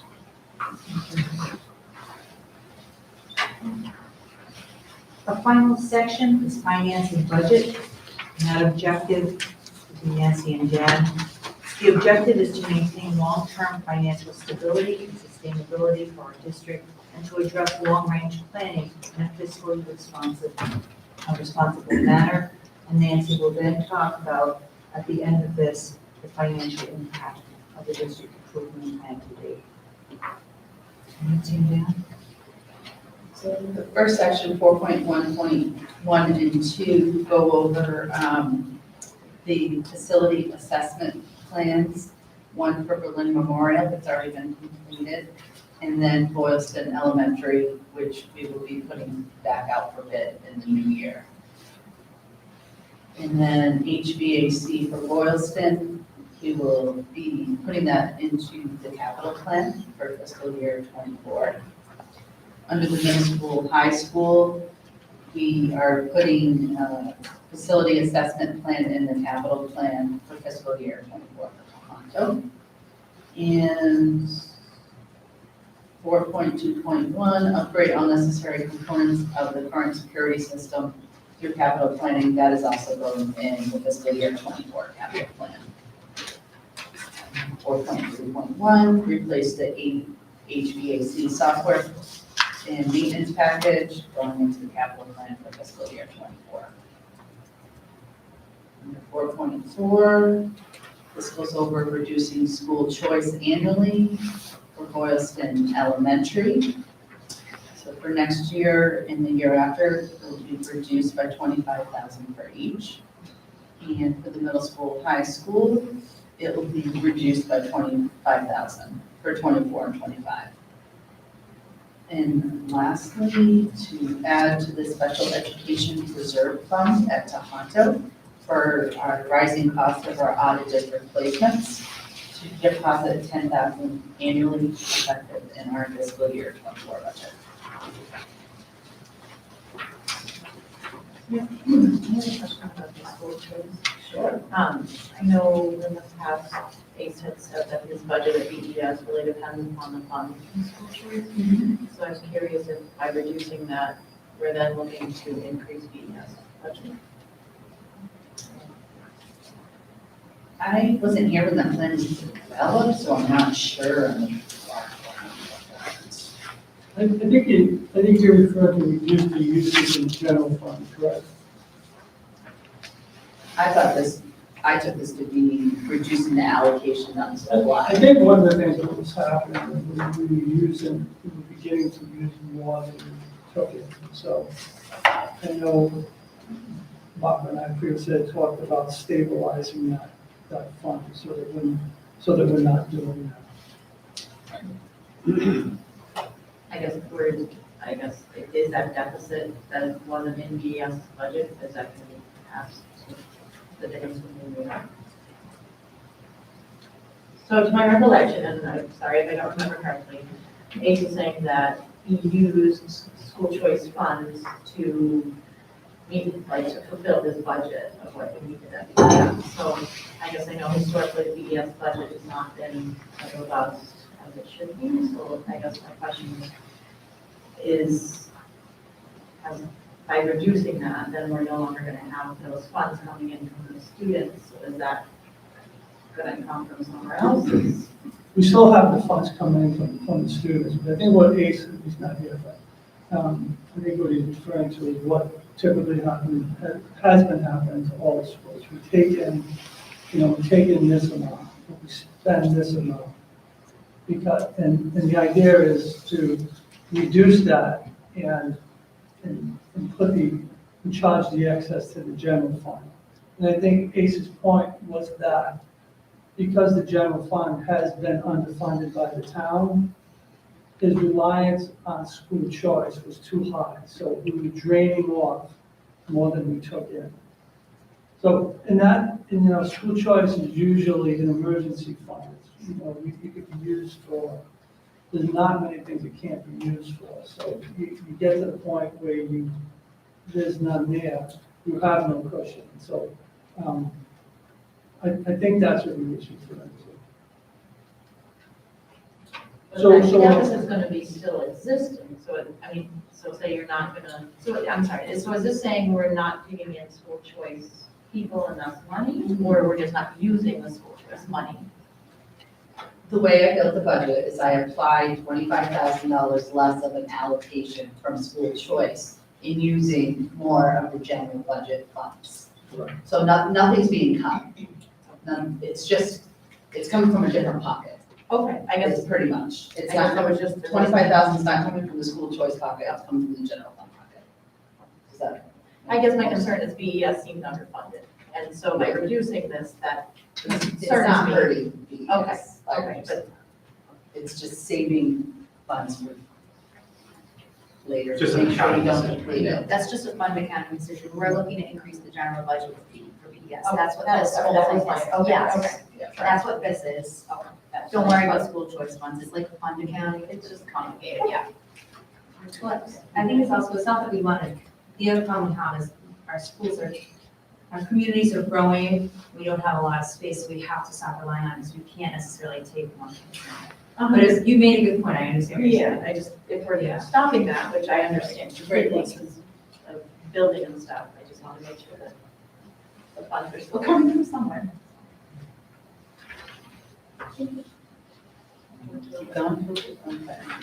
So the next section is my favorite part. Teach you, Nancy. Is the financial impact that this whole plan has. So what I've done is I've broken this out by the four sections that we've gone over and by school. So you can see the first column is Berlin, second is Boylston, third is Tohoto. So the first on the top left is Berlin Memorial, and it's for personnel. So you can see I added all the personnel that was discussed. Same with the Boylston Elementary and Tohoto. I'm not gonna go through them all because we already discussed them all, but if anyone has any questions, please jump out and let me know. I did add in benefits for the personnel because that's gonna affect it as well. For the teaching and learning, everything we discussed is added in there, obviously with the dollar figures. Technology, the same. Finance, the school choice we just discussed. And then they're all totaled on the bottom. So the bottom line, the total for Berlin, for the financial impact is 302,000. The total for Boylston is just about 1 million, and Tohoto is 1.2.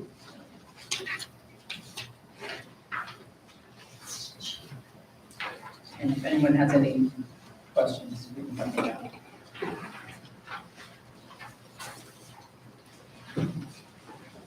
The total budget is around 20 million, give or take. Yep. So this is barely 5%. Total. Oh, it's more than 5%. of, So, well, I built the 24 budget, so I have, very rough numbers. I didn't do it, keep it with me for a minute, I think I actually do have it.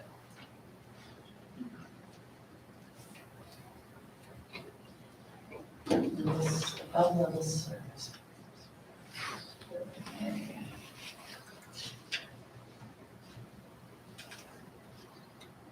So I don't have the exact numbers because I did it for above level service comparison, but we have other items that I added into it that aren't part of this plan. Okay. So I don't have it broken out just from this plan. I can give it to you with the other items added in, but. So let's see, maybe I'm misreading this, the headings didn't carry over, so I read that wrong again. So you're at like 2.4. So I here's- was thinking 1.1, you're at like roughly 2.4. Yeah, so here's a good example. In Berlin last year, the above level service was $16,963.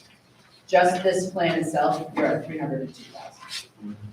In Boylston last year, the above level service request was $59,585. This is $1 million. Tohoto, the above level service request was $102,188, and this is about 1.2. So that gives you an idea. You also have to consider the fact that this is all above level service stuff. This isn't all of the above level service stuff. There's the above level service in the plan. Right. There's the level service that you're gonna represent by 6%. Yeah. So we're really talking about something that's closer to 20%. So Nancy, are all of these the numbers you've added in here, these are all for the 24, fiscal 24? Just 24 only.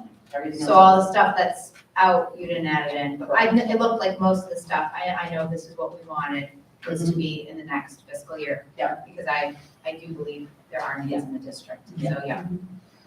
So it would be a big ask for this year, over last year, over previous years. I think there's a big need at the time. And yes.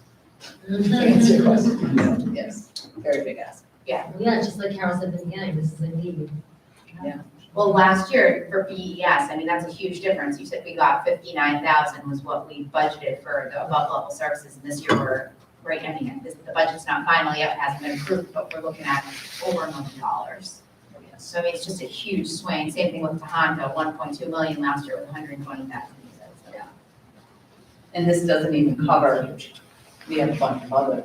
Right, this is just what's in the plan. Yeah. To Jeff's point. Yep, exactly. Yep. Okay. No, this was great. This is, And in part because we haven't asked, and we yes. haven't pushed on some of these for many years. Yep. We've been very concerned, and so we have not reached where we're at now for things like technology, for example. Yeah. Huge. That's the other, that's the other thing to keep in mind. Some of these figures that are in here are in the capital budget. They're not, they won't all be in the general budget. Right, like the HVAC, 400,000, that's a huge. Chromebooks and The the Chromebook and all the technology, so there's huge ticket items that are gonna go into the capital budget. Yeah. Gotcha. I appreciate the bold ask.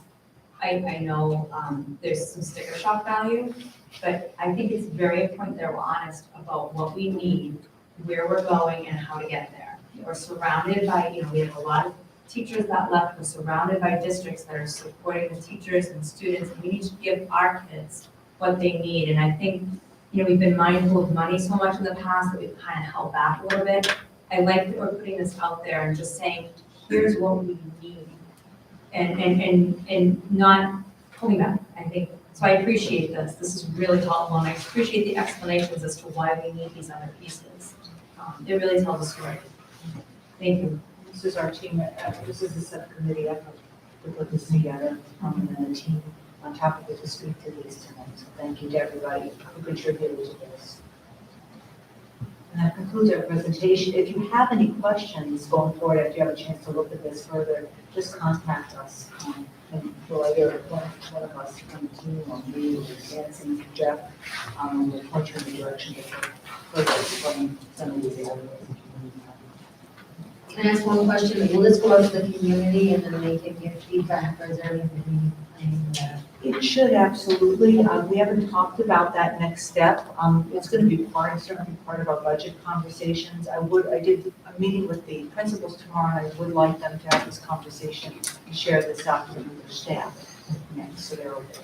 So that would be the next step for this. And as far as the community, I'm sure we will, as we look at the budget. Thank you, everyone. Well done. Any other comments? Thanks, Carol. No, the easy part is over. That was the easy part. Now you can actually execute it. I know that came along with the first draft work on subcommittee. You know, Bob's not here tonight, but a lot of work into it. Helps going through restructuring, formatting, Adam as well. So thanks. Just one question. I know you mentioned a lot about athletics. financial literacy that we've been talking about for years. I didn't catch a lot on the arts. Any topics related to art? Yeah, I did Performing arts. actually, that's included in the after-school programming, and it says including the arts and music, Okay. about the language specifically. But I know there's, Jeremiah is already talking about putting a musical together. Yeah, he has been talking about it. Yes. Yeah, they're already thinking about these things, so, you know, getting some things in place, especially if we can offer that third bus. So we have 3 days of the bus coming in for after-school activities, and we'll give more students a chance to stay after. And I know Jeremiah and I spoke about them doing some work after school with instruments and practicing and performances as well. I'm very excited to use that. And that music tech piece too, like, Yeah, is that's- a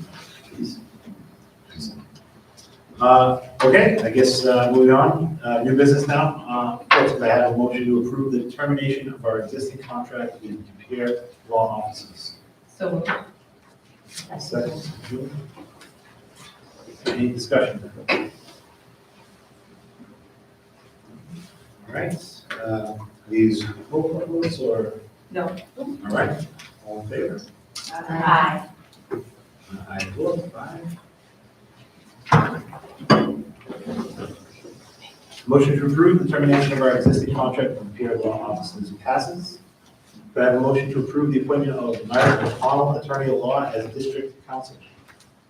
So moved. Megan? I'll second. Word? Discussion? I just wanted to note that we have Kim from Myrick over here. Hello, Thank you. I don't know if my name is Kim Rozak. And I'm disappointed to say that I don't know most of you. Because my children went through the school district. I have a daughter that graduated from me 4 years ago. She just graduated from college this year. And then my son came through the district through the 8th grade, and then went to St. John's. I can't say enough good things about this school district, you know.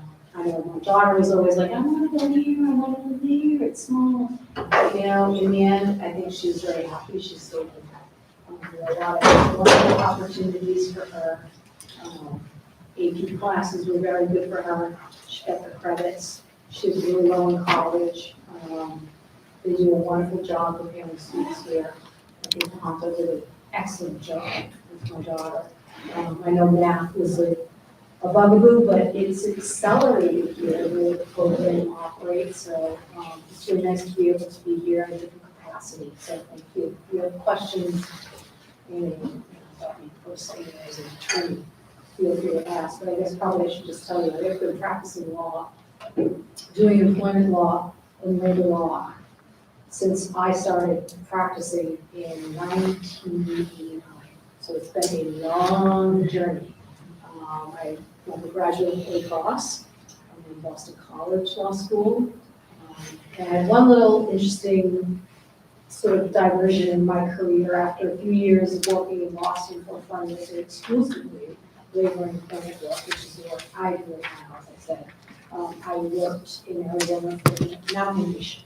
So I was a lawyer for the Navajo tribe for 5 years. Very different.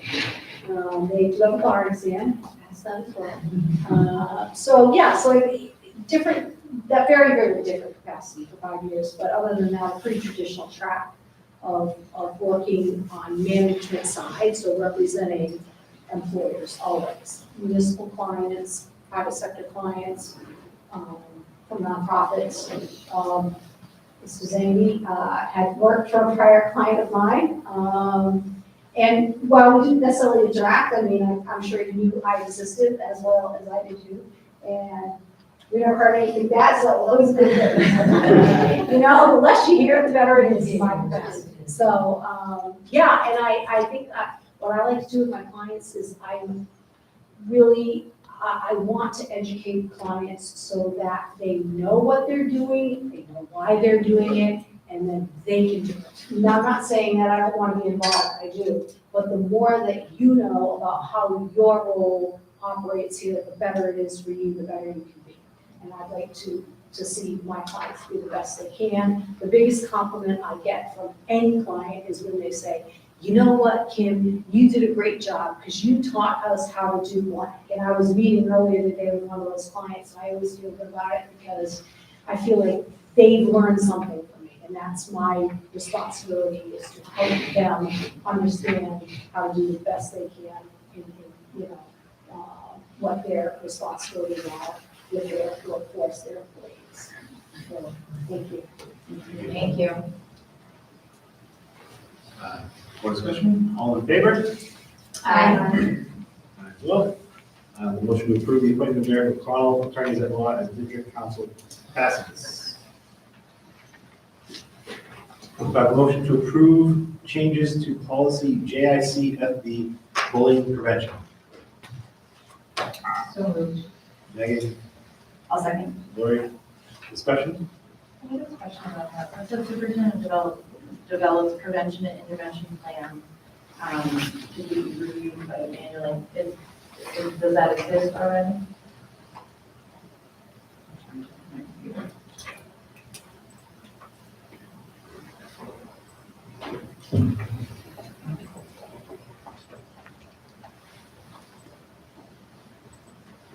Sorry, just was I have it. Sorry, yeah. So it says superintendent shall develop a prevention and intervention plan. And that's supposed to be reviewed and updated by annually, and I was curious if that prevention intervention plan exists already.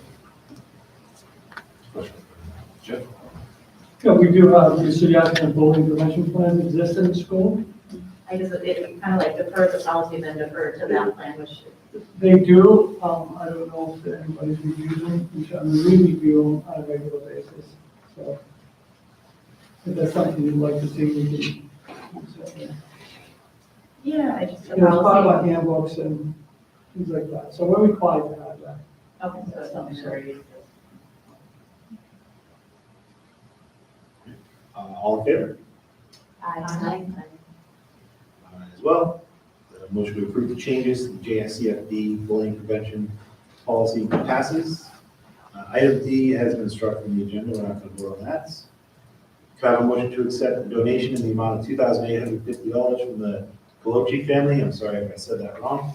To be used for expenses or activities for the class of 2027. So Julie? Second. Yes. Discussion? Thank you. Yeah. Thank you, yeah. Yes. All in favor? Aye. I'm aye as well. Motion to accept the donation in the amount of $2,850 from the Galocci family to be used for expenses, activities for class of 2027 passes. I have a motion to accept the donation of VEX robotics equipment from Ellie Lynn to the Tohoto Engineering Department for their use. So moved. Megan, second. Second. Yes. Discussion? All in favor? Aye. As well. Motion to accept the donation of extra robotics equipment from Ellie Lynn to the Tohoto Engineering Department for their use passes. Do I have a motion to approve the creation of chess club, game group, and auto club at Tohoto Regional Middle High School? So moved. Lori, I heard. Second. Julie? Discussion? Ben Valley is here, and he wants to speak to the auto club. All right. Yeah, so, good evening, my name is Ben LaValle, I'm a senior at Tohoto, I'm a Boylston resident. So, I'm here to seek the committee's approval for funding for the automotive club, here at Tohoto. There are three aspects that I think the Tohoto's community could be benefited from this club.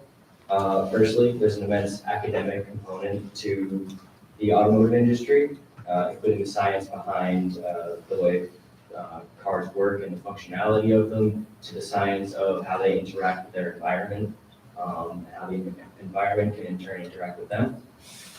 Secondly, I think there's a large social aspect to the automotive world, and that can be represented in a debate form.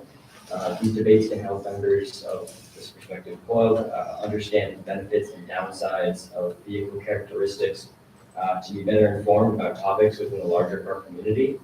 And then lastly, there's also an opportunity for a community of at least a dozen students to come together and discuss common interests in the automotive world.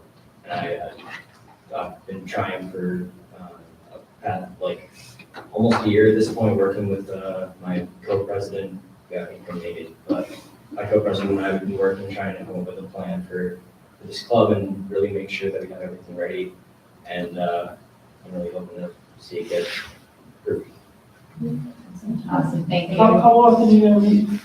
So, our plans are to meet like, probably weekly. Our plan is to do an after-school style meeting as opposed to an at-lunch meeting. That way we can have our meetings extend a little bit longer, have a little bit more discussion time, or if we're working on a project, we have more time to do that.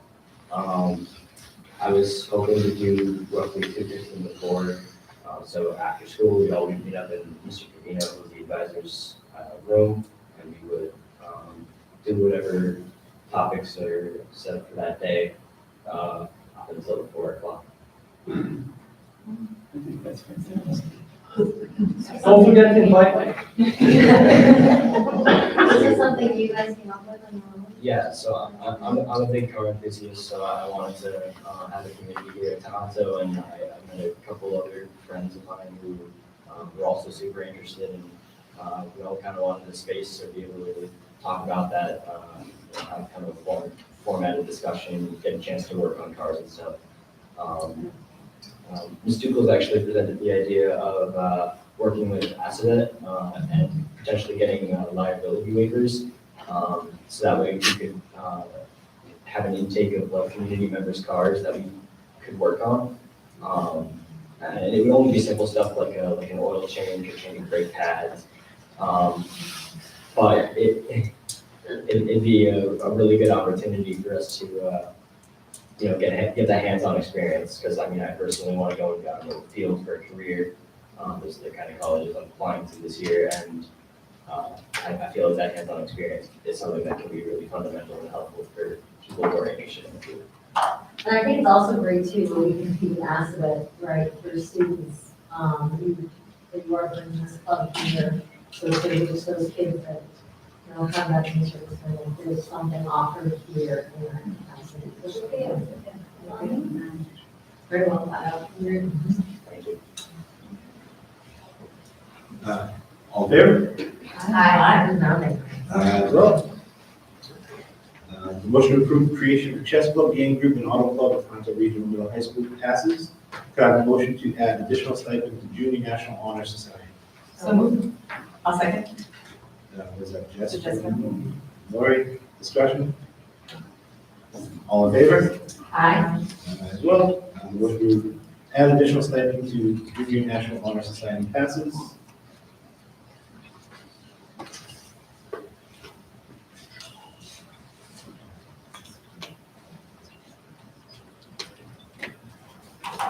Is that it? This is a donation to our addition, additional second high school student council, the number I, letter I. Lori. I on the agenda. Do I have a motion to add, accept the donation, I'm sorry. Do I have a motion to add additional stipends to the high school student council? Oh, no, hold on. Yeah, no, we got student council, right? Student council, yeah, we just did national honors. We did national, I'm sorry, yeah, student council, so moved. Right? You're on I. Yeah. Yeah. Yeah, you're right. Yeah. That's right. Discussion? No, sorry. Any discussion? No, is there any discussion? No? All those in favor? Aye. As well, passes. J, can I have a motion to accept the donation in the amount of $11,496.25 from the Boylston Elementary School PTO to purchase additional instructional audio systems through Laceman. So moved. Second. Jess, Megan. Any discussion? All in favor? Aye. As well. Motion to accept the donation of $11,496.25 from the Boylston Elementary School PTO to purchase the instructional audio systems through Lightspeed Passes. The rest of the items here are first reads. Does anyone have any questions on the first reads? So Jessica, I believe you had a question on JIC student discipline, and I believe you were questioning the portion that was taken out. Yeah, so there was, the updated race. Yep. But then there was a large chunk of text going to be removed surrounding the circumstances regarding suspensions and expulsions. So I did your. So I think, and perhaps, I don't know if Hondo or the Hondo administrators or Carol can answer this. I believe they're taking that out because the way it reads is that if you would get an expulsion if you did these things. And the way that they're doing it now, from my understanding, is that there's a meeting of parents. The red part that was added in is that there's gonna be a determination. There'll actually be kind of like a hearing rather than an automatic, boom, you're done. So that was my understanding. But that is a good question, because when you start going through the list, you're like, why would they want to get rid of those things? Yeah, it just seemed rather gray then. Yeah. No, but that's, and I had to go through it a couple times to remember why. Any other questions on any K through Q? The only thing I wanted to make a note of is policy JFBB. Remember, Mike, at our meeting, it was JFBB and JFBBI. There's two of them. One of them speaks, we have to adopt, we have to decide if we're going to adopt JFBB or JFBBI. One of them is for school choice, one of them is against, but I think we currently do JFBB, and that's why we put it in here. Yeah, the policy in effect is that we do school choice, but it gets voted on every year. Correct, yeah. The other one, the other option is we by default do not do school choice. So this is the one that we. This is the one that we pushed forward, just want to make that clear. I wanted to ask about the sexual harassment policy, the ACR one. ACR? ACR. Yes, so Sexual harassment. ACR. ACR is not on there, and it's because our stands, that's a good question, it is in the list though, you probably saw it in the policy list. We discussed that at our policy meeting, we were curious why we couldn't find it in our actual policy manual, it's because the R stands for regulations. Christy has a book of regulations, yeah, we were confused about that as well. Okay, but is there a sexual harassment policy? There is, it's, It's AC. I believe it's AC. We did it last time. We did do We one. voted it on the last. It might be last AC, meeting, we voted yeah. on it.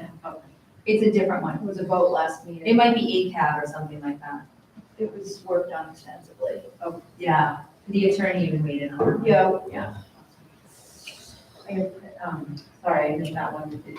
Is there redundancy in who you can report to them? Like in terms of like 2 avenues to report? I'm sorry, I can't have a question. Sorry, like, so like, I guess there's a question if someone is the offending party and they're the reporting, are there 2 avenues to report sexual harassment to avoid that situation, which has historically happened? I'm not sure, do you?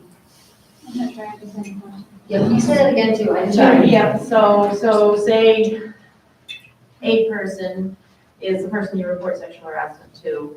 If that a person is the person who is the sexual harasser, Yeah. is there a B person that is Yes. another accepted Multiple avenue people. of reporting? Okay, thank you. All right. Could I have a motion to enter executive session in order to conduct negotiations with non-union personnel, Superintendent Zengi, and return to open session? So, Roll call votes. Megan? Aye. Jess? Lori? Aye.